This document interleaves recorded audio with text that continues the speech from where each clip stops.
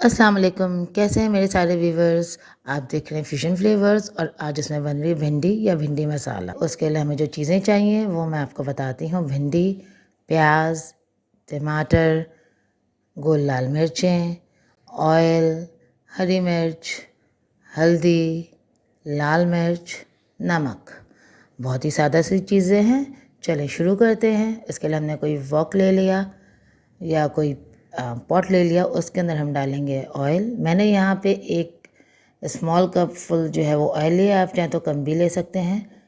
उसके अंदर अब हम ऐड करेंगे गोल लाल मिर्चें। उसको हम फ्राई करेंगे, ज़्यादा फ्राई नहीं करेंगे क्योंकि जितनी देर में भिंडी फ्राई होगी उतनी देर में गोल लाल मिर्चें खुद फ्राई हो जाएंगी। अब हम बस इसके अंदर ऐड कर देंगे भिंडी, जो मैंने नॉर्मल साइज़ में कट करी है, ना बहुत बड़ी ना बहुत छोटी। अब हम इसको अच्छे तरीके से फ्राई करेंगे भिंडी को, ताकि उसका जो लेस है, उसकी चिकनाहट है, वो ख़त्म हो जाए। अब हम इसके अंदर थिन स्लाइस्ड अनियन डालेंगे। आप चाहें तो मोटी काट लें या इस तरह भी डाल सकते हैं जैसे मैं डाल रही हूँ। और फिर इसको अच्छे तरीके से भिंडी के साथ मिक्स करेंगे।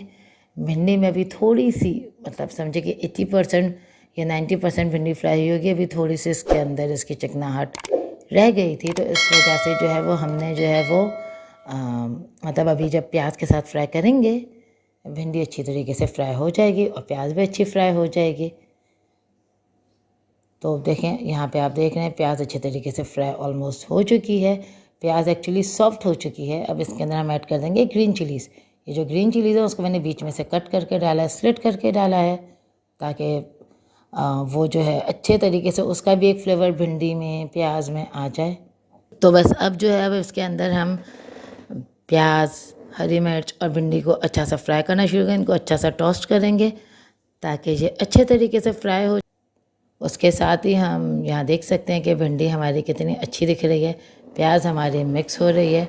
अब ठीक है, अब हम इसके अंदर ऐड करेंगे टमाटर।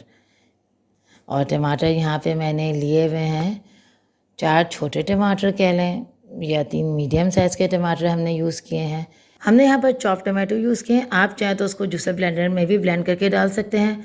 बहुत सारे लोगों के घर में इस तरह खड़े टमाटर नहीं खाए जाते, चॉप्ड वाले।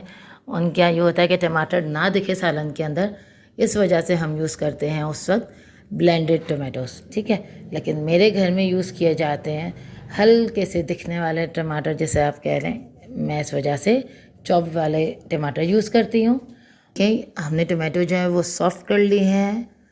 साथ ही हम इसके ऐड कर देंगे मसाले, ताकि जितनी देर में टमाटर का पानी सूखे मसाले भी अच्छे तरीके से भून जाएं, अच्छे तरीके से मिक्स हो जाएं, फ्राई हो जाएं भिंडी, टमाटर और प्याज के साथ। सबसे पहले हमने ऐड की हल्दी, फिर ऐड करी हमने लाल मिर्च और अब हम लास्ट में ऐड करेंगे नमक। सारी चीज़ें आप अपने हिसाब से ले सकते हैं।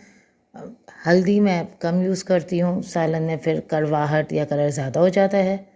लाल मिर्च आप चाहें सादी यूज़ करें, चाहें तो कश्मीरी यूज़ करें। बस अब इसको अच्छे तरीके से 1-2 बार चमचा चला के अच्छे तरीके से इसको मिक्स कर लीजिए, और ताकि ये सारी चीज़ें अच्छे से मिक्स हो जाएं।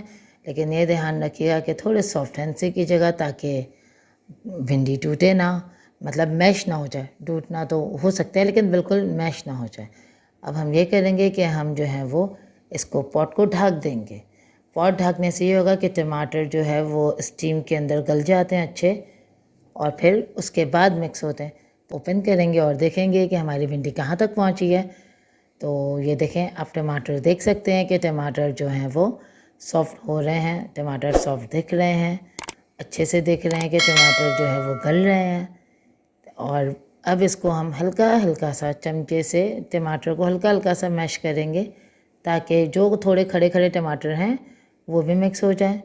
काफ़ी हद तक तो सॉफ्ट हो चुके हैं, लेकिन हल्के हल्के से टमाटर खड़े रह जाते हैं। तो उसको हम और अच्छे तरीके से मिक्स करेंगे। आपके सामने मसाले मैं डाल चुकी हूँ, हर चीज़ सेट हो चुकी है। अब हम इसके अंदर ऐड कर देंगे थोड़ा सा पानी, और पानी ऐड करके हम इसको लगा देंगे दम पे।